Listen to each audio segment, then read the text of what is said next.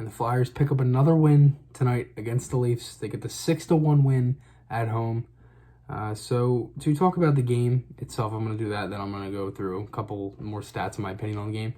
So majority of the first period, it was a quick period. It started out where it was majority of back and forth play. There really weren't any whistles. I believe the second whistle of the game was around the 8.5 minute mark, and the first period ended around 7:30, around like 7:35. It was a really quick period. As I said, weren't many whistles, and it ended 0-0 with the shots. 15-7 for Toronto. They had 6 on the power play. Tavares had 5. So it looked like it was it kind of looked like the Flyers had a lot of puck possession, but they were kind of passing a lot. They passed a little too much in this game, even though they did score 6 goals. But that was really an outburst in the third period. And the first period would end 0-0. And then Scott Laughton will get the Flyers on the board in the second period from a great play from Hayes. He's just been phenomenal this season with puck protection that led to this goal. He fought off 3 Toronto defenders in the zone, centered it in front. Laughton tipped it, and that made it 1-0. Second period would end 1-0 Flyers. They had a really good period. The line of Konechny, Giroux, and Frost has been buzzing all season, and it was really good tonight.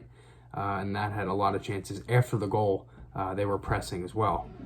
So, in the third period, with around 8:38, Travis Dermott would take a shot from the point off the face-off.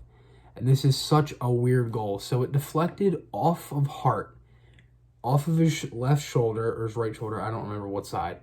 It went all the way up and bounced in the net. Just didn't hit anything. It just bounced in, right over the line, and they tied it. And Hart literally just sat there. I was like, oh, come on. It was kind of just like the goal that Louis Domingue gave up last night for the Devils against Buffalo. Shot went off his blocker, went all the way up and just bounced in. Really unfortunate goal there from Hart. He probably should have had it back, but he didn't see it. Nothing really he can do, and the game's tied. A couple minutes later, Giroux gets a really nice feed from Konechny behind the net. Really nice shift after the goal. Phil Myers had a great shift on this play. He set up Konechny with the pass as he dumped it back down low. Konechny kind of had that little backhand pass right to Giroux in the slot, similar to the goal in Carolina to cut the lead to 1.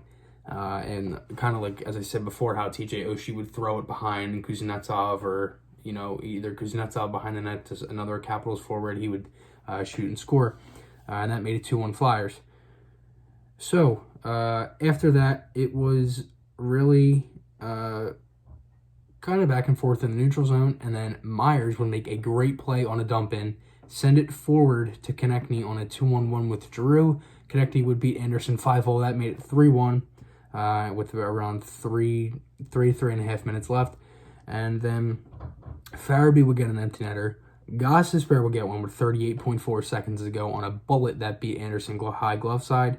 And then Riemsdyk would get a breakaway to make it 6-1 on another really nice pass from Myers. He had 3 assists tonight, and that made it 6-1. Flyers get the 6-1 win. They scored 5 goals in the third period in the last 8 minutes and 38 seconds, and Toronto, I believe, only had 1 or 2 shots after the goal they scored. So a really dominant period defensively in the later stages of the last 10 minutes of the period. Hart was phenomenal tonight, kept the Flyers in it. They've had really good goaltending all season. As I said, Hart was great tonight. I thought the defense was pretty good. I think one thing that the Flyers struggled with tonight was the power play. They had 2 power plays, literally like right back to back in the second period in the later stages. They didn't really get much going, and they couldn't really get set up in the offensive zone. As of now, their power play is 12th in the league. And I think more of the power play has just been them getting into the zone has been more of a problem. They've been passing it around, generating chances, but them getting in the zone has been majority of the main problem why it hasn't been as hot as late, even though it's still around the higher ends of the middle of the pack in the NHL. So this is the Flyers' 5th win in a row. They have points in their last 7, and they are 1 point behind the Islanders in second. Flyers have 37 points, Islanders have 38. I thought Hayes had a great game. As I said, the line of Giroux, Frost, and Konechny, they were great as well.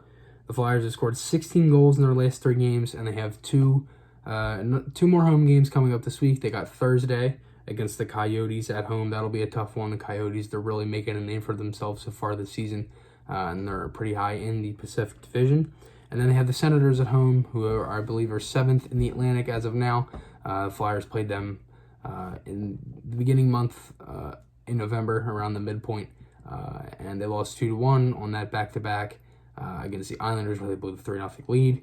And then they had that 4-game losing streak come out in November. They played really good, and now they continue that into December.